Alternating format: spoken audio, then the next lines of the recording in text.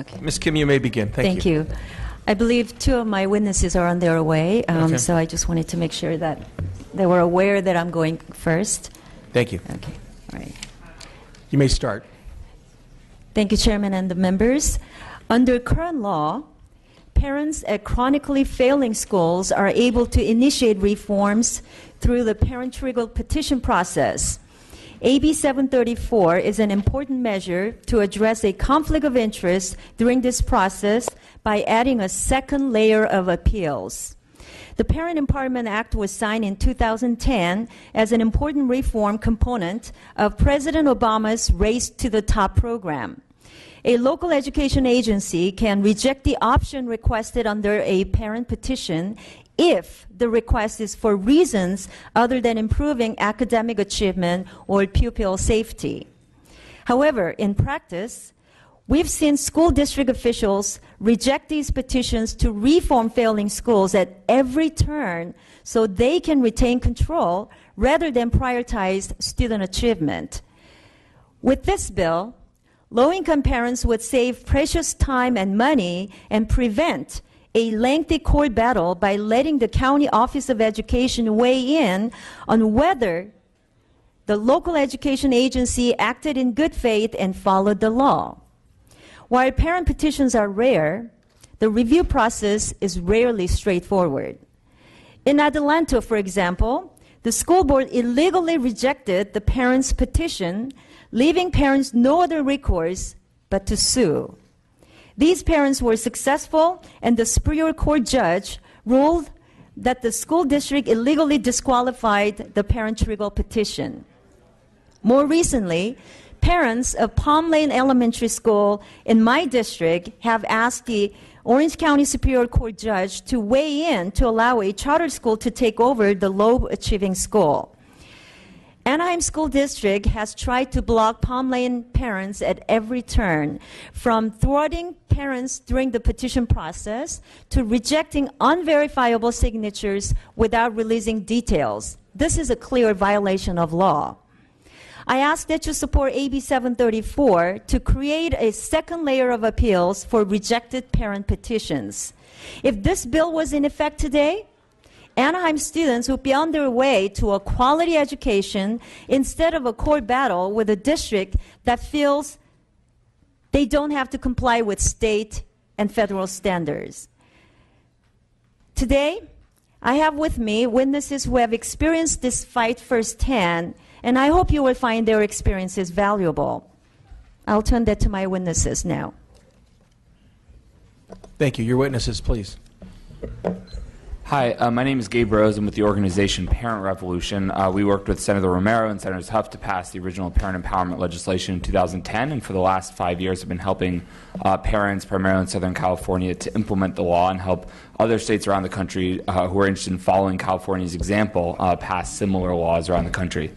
I'd like to tell you a brief story about how this law is used to give you a sense of what's actually happening out there on the ground.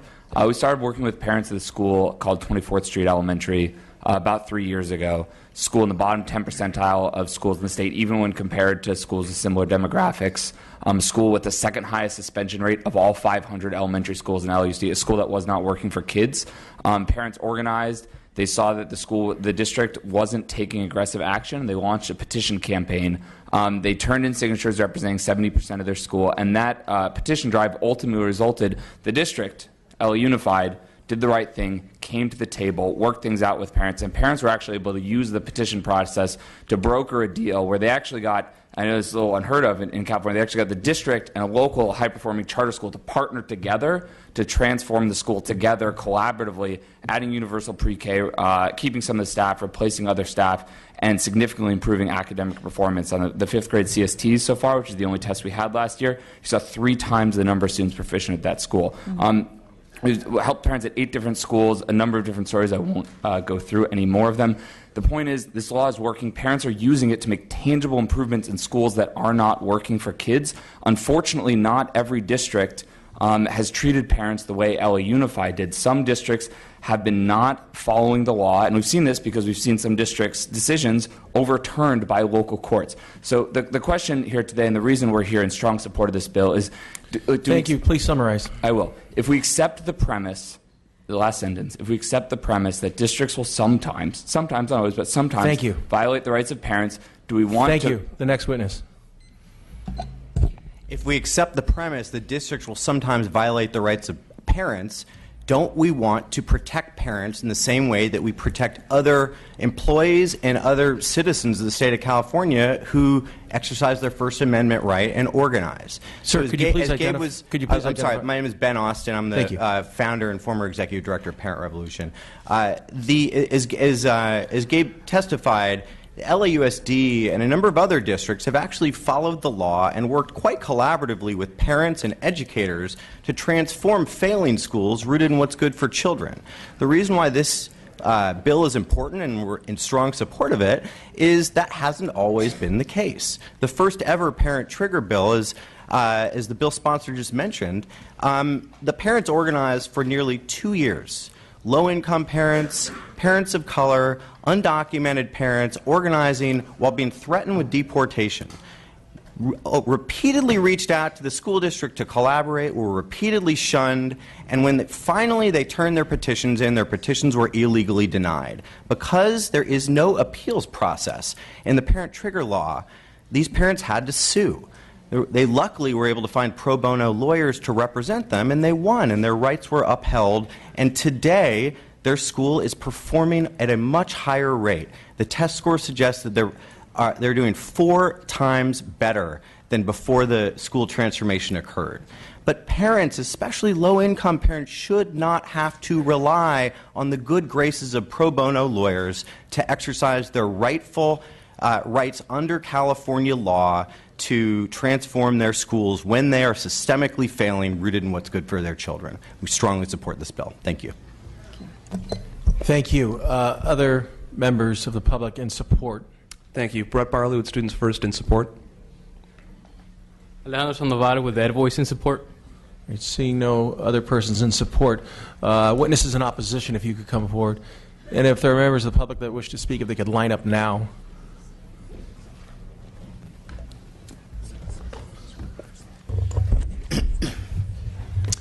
Mr. Chair, Seth Brumble here on behalf of the California Teachers Association, respectfully in opposition to Assembly Bill 734. I think the question truly before the committee is whether to expand parent trigger law into county offices of education through this appeal process. Does that make sense? Keep in mind that this is a law where the reform models suggested for struggling schools include things like closing down the school, as if that's a reform model, include things like wiping the staff out at a particular school. When we talk about high-stakes toxic testing, we're talking about proposals like this. We're talking about these kinds of proposals that punish not just school sites, but, well, we talked earlier about teachers based on student testing. Too often and in too many places, education systems has turned into a situation of teach, learn, test, and then punish. Parent trigger laws ignite controversy, not parent-school community collaboration. The implementation has caused a great deal of disruption in every location that it's occurred throughout the state where there's been an attempt to pull this trigger. We hear from parents about folks circulating a charter petition that says, would you like a new water fountain at your school? Sign this petition. Would you like all the kids at the school to get a new laptop? Sign this petition. Or in the worst case, if you don't sign this petition, your family may be deported. Those kinds of really extreme disruptive environments are not good for kids. The author paints this as a situation where parents are rising up. I would say that that's not the case that's occurred in every implementation of the parent trigger in the state of California. What's occurred is Parent Revolution, a group of well-funded outside agitators come into a community. They target a community where the scores are low. They target those communities, move in, and set up shop. So what you have here is a group of outsiders doing this work, and I would just say I'm saddened by the idea that these are communities that most need collaboration and cooperation, and instead what they get is total chaos and disruption. We urge your opposition. Thank you. Next witness. Hi, my name is Erica Jones, and I'm a kindergarten teacher at Angeles Mesa Elementary. And I just want to paint a picture of what it is like when the parent revolution comes to your school. At my school, we are actually working collaboratively with parents to help increase student achievement, but also talk about, at our school, what our school needs. And we have actually had it to where students are being dismissed, and hiding behind a tree, you have a young college student with a clipboard asking, well, can you sign this because don't you want a better school? And when you ask anyone if you want a better school, of course the answer is going to be yes, we want a better school. However, it's very disruptive when instead of working with the school community, you have these outside agencies like Parent Revolution come in and basically tell parents and then pit parents against parents. I was at a previous school, Armenta Elementary, which is in North Hollywood, and down the street from Armenta was another school, Haddon Elementary. Parent Revolution came to Haddon Elementary and got a group of parents and started passing out gas cards and gift cards to Ralph's grocery store saying, you know, don't you want a better school? That school ended up in complete turmoil where parents were pitted against parents, they were pitted against the administration, and we are now still trying to help that school recover years later. This is disruptive for students, and expanding the parent trigger is not good for kids. Thank you. Chairman, may I respond to those statements made by... Tell you what, why don't we finish hearing from the public, and then I'll let you respond. Go ahead, sir. Mr. Chairman, Steve Henderson, representing the California School Employees Association. Just want to note that, you know, parent trigger law was passed way before we had the LCAP and LCFF process. And, you know, what the LCAP and LCFF process did was it required statutorily that schools needed to bring parents in and collaborate with parents to help them in the direction. You're unopposed. Erica Hoffman on behalf of the California School Boards Association. We do have grave concerns on this measure and would urge your no vote. Thank you. Peter Manette, teacher from Nevada County, opposed. Luciano Ortiz, Port Hueneme School District, bad policy, divisive, I oppose. Mitch Seaman, California Labor Federation, also opposed. Shantae Fauntleroy, oppose. Charles Shannon, Orinda Union School District, opposed. Linda Ortega, again on the Title I school and active on the school site council, and I oppose this bill. Ann Katzberg from San Ramon, I strongly oppose this bill. Cecily Meyer Cruz, United Teachers Los Angeles, representing 24th Street, and I strongly oppose this bill. Liz Waterman, Terabella Elementary, Union School District, and I oppose this bill. Brandon Dorsey, first grade teacher from Fremont, I oppose this bill. David Eliezer, teacher of high-risk high school students, I oppose this bill. Amy Vadunas, fifth grade teacher from Cupertino, I oppose. Anita Johnson, Mount Diablo Education Association, oppose. Dawn Kova, special education teacher, and happy and privileged to work with the parents in Pittsburgh Unified School District. Chris Cohen, science teacher from Pittsburgh, and I oppose this bill. Sarah Savakul, Antioch Unified School District, I oppose. Ken Kent, Antioch Unified, Title I Schools, strongly oppose this deceptive and divisive bill.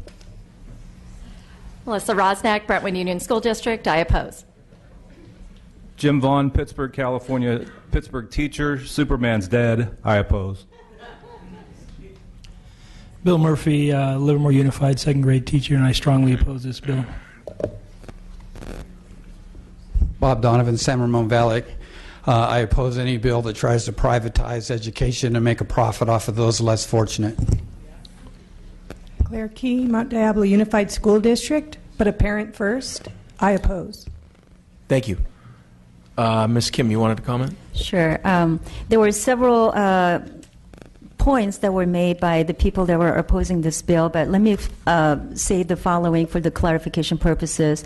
First of all, Parent Empowerment Act has 4 reform models that parents may pursue under that legislation.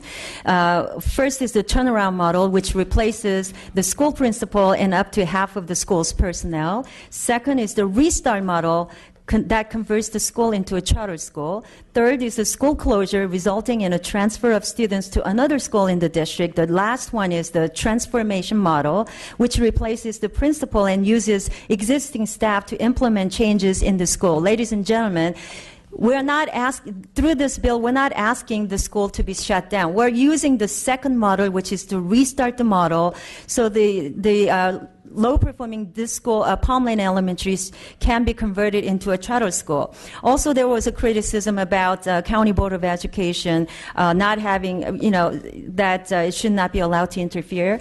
Well, let me tell you, the county board is a bigger part of the community than the courts. We're not asking the county board to interfere. We're asking them to review the petition to see if the school district made a decision consistent with the existing law. And also the comment about, wouldn't this expand the Parent Empowerment Act? No. My bill, AB 734, codifies state regulations. There is clear precedent for the solution this bill proposes. Moving AB 734 means we can bypass the lengthy, costly legal process to uphold the law. Let's not forget, what Palm Lane parents and students don't have is time.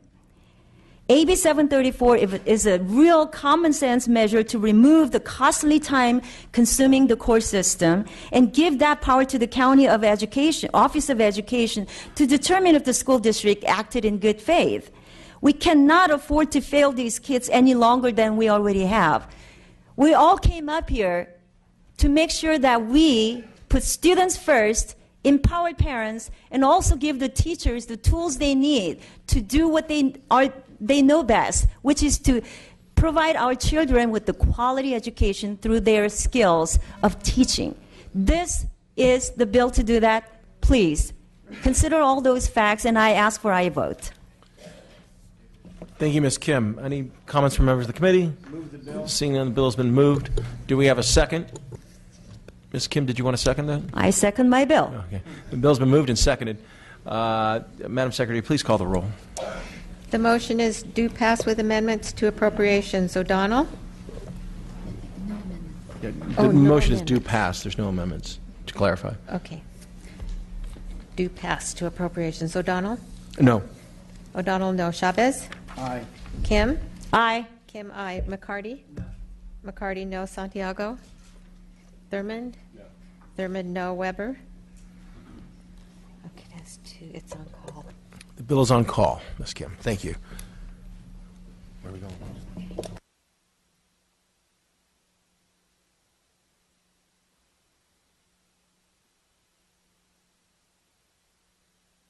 Mr. Levine, file item number 30, AB 1426. Mr. Levine, if there are any witnesses in support, if they could come forward, sit at the desk. Maybe witnesses in opposition could as well, if there are any. And one. Thank you very much, Mr. Chair and members. AB 1426 ensures that charter schools providing innovative blended learning models can continue to operate as classroom-based schools. I want to begin by thanking the committee for its thorough analysis, and I will be accepting the proposed committee amendments outlined on pages 2 and 3 of the analysis. Blended learning is a method of instruction where virtual learning is blended with the traditional classroom environment. While blended learning models are in early stages of development, the initial results have been promising. However, implementing blended learning is not well supported by existing law. Currently, our educational policies support 2 paths of instruction, traditional classroom model and virtual classrooms, yet blended learning operates in the middle. Currently, a charter school becomes non-classroom based once the traditional in-classroom seat time drops below 80%. With the proposed committee amendments, AB 1426 would require the State Board of Education to develop criteria for funding blended learning charter schools. that offer no less than 60% and no more than 80% of the minimum required minutes of instruction through the existing funding determination process in a way that includes facilities costs. This bill will allow charter schools to maintain their primary structure as a classroom-based school while also allowing charter schools to employ innovative learning programs. Here to testify on behalf of the bill is Rand Martin with the California Charter Schools Association and Jennifer DaCosta with Granada Hills Charter School, the national academic decathlon champion for several years and a top 10 high school in the nation. Thank you. Your witnesses, Mr. Levine. Mr. Chair and members, Rand Martin on behalf of the California Charter Schools Association Advocates. I'd also like to start as the author did and thank you, Mr. Chair, and Mr. Pratt especially for the hard work you put into this bill.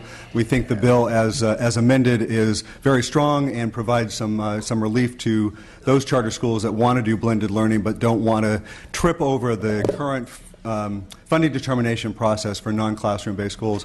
Mr. Levine has outlined what the bill does very well. The only thing I would additionally point out is that non-classroom based charter schools are not allowed to be eligible for facilities funding like the SB 740 program and Prop 39.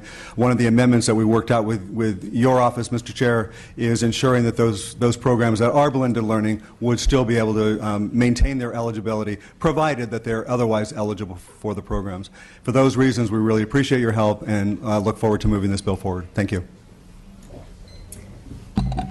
Good afternoon. My name is Jennifer DaCosta, and I'm an Administrative Director of Instruction at Granada Hills Charter High School and oversee our blended learning program. I'm here today to request your support for AB 1426. Prior to joining Granada Hills Charter High School 4 years ago, I worked in the Los Angeles Unified School District for 14 years as a teacher, instructional coach, and administrator. An important key contributing factor to our success is the opportunity to offer our blended learning program, which focuses on rigorous academic accountability in addition to specified school-to-career pathways while meeting our students' individualized needs through a blended platform at a site-based brick-and-mortar school. Students in our blended platform benefit from the traditional brick-and-mortar opportunities such as student activities, sports, and clubs, while receiving instructions from highly qualified teachers with guided mentorship as additional daily support. The blended platform provides access to immediate data so teachers and staff can intervene or enrich a student's academic program, meeting the A through G and school-to-career expectations and skills. In operating a blended program, GHCHS is limited in offering individualized opportunities to more students. Under current law, we could be at risk if instructional time off-site was more than 20% of total instructional time. This designation could result in a significant funding cut and potential loss of our district facility. AB 1426 would provide some additional flexibility to charter schools to expand or adapt their blended program while still maintaining access to facilities and facilities funding. AB 1426 strikes an appropriate balance of allowing charter schools offering blended learning to innovate further while preserving appropriate oversight of these programs. For this reason, I urge your aye vote on AB 1426. Thank you. Other persons in support? Alejandro Sandoval with that voice in support. Thank you. Brett Barley with Students First in support. Paul Kiefer, Pacific Charter Institute in support with blended learning. Our school Thank you. is going to the state championship. Thank you. STEM. Thank you. Any other persons in support? Seeing none. Any witnesses in opposition?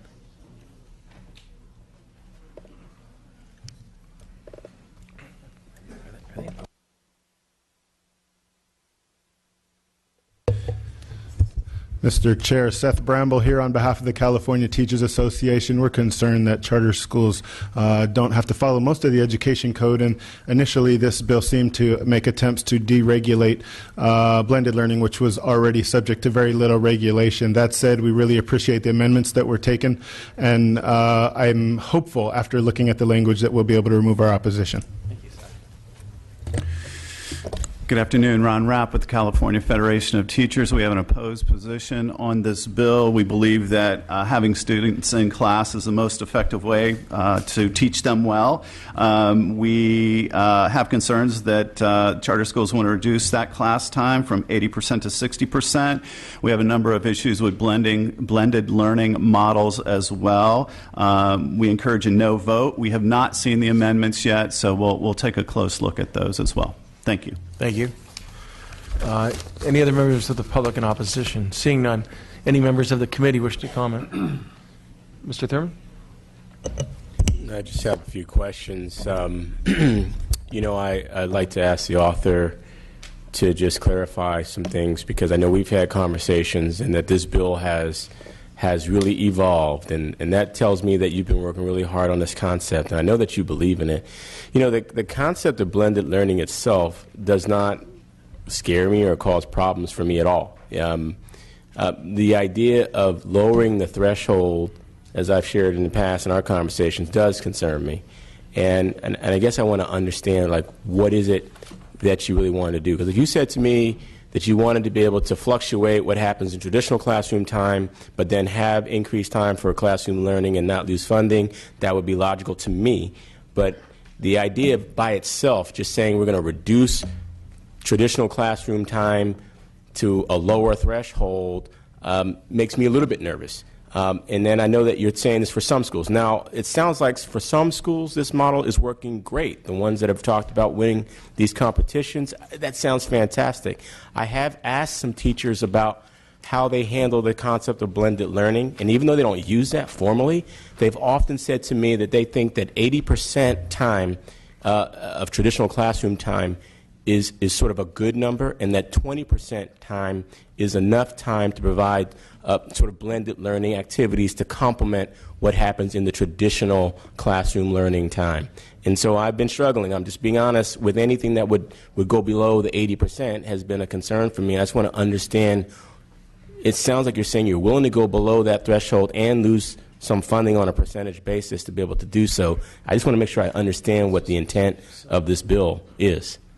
Yeah, thank you very much, Mr. Thurmond. A lot of the amendments actually embody, I feel, a very good compromise, and that's kind of the name of what we do to figure out how to advance ideas, but also a lot of the concerns that you shared. So you had some concerns about the threshold. I don't think anyone does blended learning for the sake of blended learning. It's for the learning opportunity that is in that opportunity. But what the bill allows, with the State Board of Education's oversight with the criteria they're developing, is to make sure that the thing that you had said to me was important to you, that schools don't lose their funding for facilities. And I think that's what the compromise allows us to do. But wouldn't there still be some loss of funding if these schools go below the 80% threshold? Wouldn't there still be, on sort of a percentage basis, or wouldn't there still be some loss of funding? Am I misunderstanding what this is? I'd like Mr. Martin to answer that. Okay, thank you. Mr. Thurmond, I appreciate the question. The funding determination process is confusing even to those of us who deal with it a lot. And what it's intended to do is to deal with those that are non-classroom based, that have no bricks and mortar. The schools that are bricks and mortar that want to do blended learning want to do blended learning in a range of ways that could dip below that 20% mark. We've put a new floor in at 60% because we believe there needs to be a floor, but we didn't want to penalize them if they went to 79 or 78%, because if they did, they would lose a lot of money. And so giving them the flexibility, giving the State Board of Education some control and some accountability, as I know the chair was very concerned about, ensures that the money is being spent and the money is being spent appropriately, delivering an educational model to the kids. Backing all that up, of course, is the audit process that the State Controller's Office does on all schools, charter and traditional schools, to make sure that the money that is being spent on the things that they're supposed to be spending it on. So a blended learning school that's going below 80% is going to have to justify, is going to have to prove that they actually delivered education, even if all of the 100% of the minutes was not in a traditional bricks and mortar, but was in another educational mode at a factory or at an off-site somewhere. We know we've got one in El Segundo that's right across from Boeing. They take their kids to Boeing and actually do some of the more practical applications of what they're learning in the classroom right there in an engineering site. So those are the kinds of things that we would do with the accountability of the State Board, the accountability of the controller's audit process, and the funding determination. That was clear and that was helpful. Thank you. What's not clear for me is if anything below 80% would trigger a kind of per capita, per dollar, per hour. You know, if you get to 65%, you lose this percentage. You know, creating a range so that it's not an automatic that, you know, every school loses the same amount, but if it's based on percentage, is that what these regulations would do? Would establish sort of a schedule, if you will, of what the percentage of reduction would be based on the percentage of hours that would be provided for students? It's not actually a percentage. The funding determination process, as it works now, is based on regulations and criteria the State Board has developed over a number of years. And what they do is they look at the cost of operating in current law, a non-classroom based school, and they make a funding determination, how much they're going to pay in ADA to that school based on their costs. They would do the same thing for blended learning charter schools. So if there is a reduction, it would be a reduction reflected off of their costs being less than they would be in a 100% site-based school, if that makes sense. But it's not as clean as what you're talking about, which is if you're not there for 5% more of the time, you get a 5% reduction in your revenue. What it is if you're there 5% less of the time, we're going to look at it and figure out what you deserve based on your cost for your ADA. And later, if you can't prove that you've maintained that, we're going to take even more money away from you. And so if a school participates in an activity that's not a traditional classroom activity, does that in and of itself say that you will lose a certain amount, or is it only if you cannot show in your audit? Meaning, if your blended activity has a cost, do you put that cost in your audit to say, while we weren't in class 80% of the time, we would submit that we had this activity, and here is our cost. It was a blended activity, but here is our cost for it. Right. And that the department would see that as something that could still be reimbursed. Right. And that they're all aimed at the educational minutes that statute requires of all public schools, traditional and charter. I guess my only other question would be, now that I've understood what you intend around the budget situation, I have a question just from the practice itself. Are there schools that are saying that they basically want to do blended learning as their primary form of instruction for 60% of the time? To be candid, 60% is a number that we picked based off of 80%. You know, 80% was an arbitrary number that was adopted in 2000. Let me ask it a different way. Are there schools that are saying they want to do blended learning for 40% of the time? No, not at 40% of the time. Doing the blended learning for 40 and classroom-based for 60? As a regular standard? Not currently, because the 80% creates a wall. If they go below the 80% under current law, they will lose money. So they have skirted the 80% as close as they come. It's like a precipice, and they don't want to go over because the consequences are pretty awful. So they have gone down to 80%, but they have been straining to do more blended learning, and so we talked to them and figured that 60% was a reasonable additional relief for them.